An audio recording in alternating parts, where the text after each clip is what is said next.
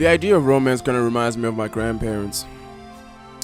They're dead. Dating in your 20s is complicated. It's basically a pair of retired teenagers trying to be like their parents. The first mistake is assuming that that's the person that you're gonna be with for the rest of your life.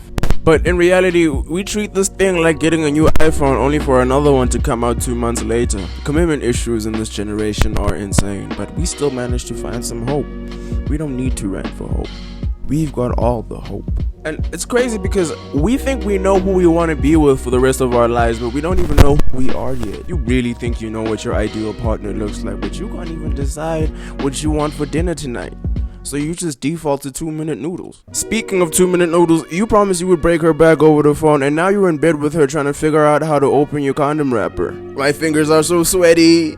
Why do they make these wrappers so slippery? You know, dating in your 20s is kind of like ordering a KFC. You're just thinking to yourself, are you like more of a breast man or a thighs man? Nah, for real, like you'll never see a 23-year-old at KFC like, can I get a Streetwise 2 with some personality, a sense of humor, and some ambitions? Dude, you're 23. We know you just want to eat that cat. Not that type of cat. Talking stages are also a waste of time.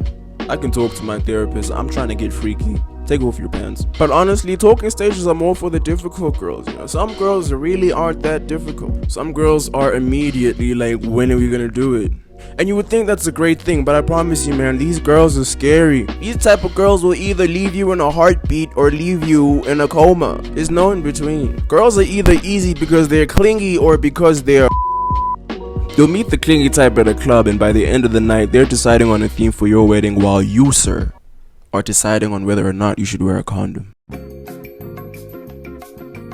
Anyway, now that you're done underwhelming her, it's time for you to get hit with the worst thing known to man. Post-night clarity is the type of thing that has you rethinking every single decision you've made in your life up until that point. Maybe if I didn't do maths lit, I wouldn't be in this situation. If I just studied when I was in university, I would have gotten myself that degree. All of these decisions, all of these bad decisions that I've made amounted to this. Post-night clarity kind of hits you like when you download a game that you saw on Instagram ads, only to find that it's not a real game, it's just more ads. But really, I don't think post-night clarity is such a bad thing. It really is the type of thing that could grant you the wisdom that can fix economies. Cyril Ramaphosa and them could really triple our GDP if they just had a nut before parliament. Just one big GNU Diddy party. The DA, got the EFF, got PA over there. Hill and Zilla getting freaky with Gaten McKenzie, you know what I'm saying? I think then we would see some real progress in our country. Personally, I'm against the idea of first dates. They're too awkward, man. I think we should just get married. We don't have to do all of that. First dates kind of suck because you spend the entire date trying to convince her that you're the perfect man for her. It's kind of like you're writing a cover letter for a job application. And you know how we write those. When you realize that ChatGPT is making the conversation drier than her cooch, is when you decide to pull out the old reliable. Nah, I just feel like you're different to other girls, man. You act like you're okay, but deep down inside, you just want some love. You just want to be held. Then I can do that for you. Or you just slip in a conversation about an artist that you saw on her Instagram highlights. Oh, you listen to Snow Allegra? Yeah, man. I be listening to Snow too, man. Just Summer Walker, you know what I'm saying? I just need some dick. No, not me. I promise you, I don't need that. I'm just saying, please don't leave. And then when the bill comes in, you have to act like you don't mind paying for everything. Really, everything about a first date is about as fake as the orgasm she's gonna give you when she finally lets you hit. Which brings me to my next point. She's not gonna let you hit. Another thing I don't get about dating nowadays is it's turned into a nonchalant competition. Like everyone is just trying to out nonchalant each other, and I don't understand. We're broken people. She took 4 minutes to text me back, so I'm gonna text her back in 13 minutes just so that she thinks I'm busy. You know, I gotta play the game. I gotta play it right. I'm sorry, babe. Sorry that I took 20 minutes to respond to your text. It's just I was too busy trying to secure this tender, man. You know I gotta get that bag, man. I'm about the racks like that, baby girl. Nah, babe. Nah, babe. The reason that I took 4 hours to respond is because I was in a connecting flight in Dubai. So you know what I'm saying? I was at the airport, and you know you gotta put the phone on airplane mode at the airport, otherwise the plane's not gonna fly. I feel like we're fumbling good people all in the name of aura farming. You know, in this day and age, being single and being unemployed is basically the same thing. You know, your family is always on your neck asking you about it. You will find one very soon, Dave.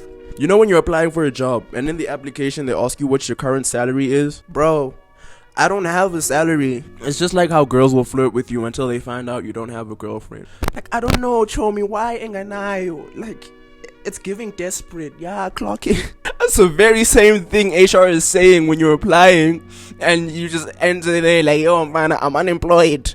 HR is just sitting in the meeting like, I don't know, guys, like, why enganayo? Like, it's giving desperate. Unemployment gets real when you're at the point where you're so close to accepting a job that you don't even want just so you can have one. It's like that girl at Groove after you've been getting curved all night and then you look at her like, hey man, I guess she kinda bad. Like, if I just look at her at an angle and I'll close this eye and I'll close the other eye and I think about Ruby Rose. Nah, she bad. Like, you start convincing yourself that your standards are too high, perhaps. Don't do it, bro.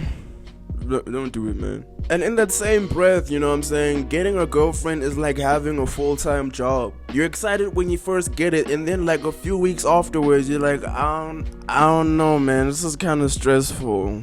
You know, you gotta check in every morning.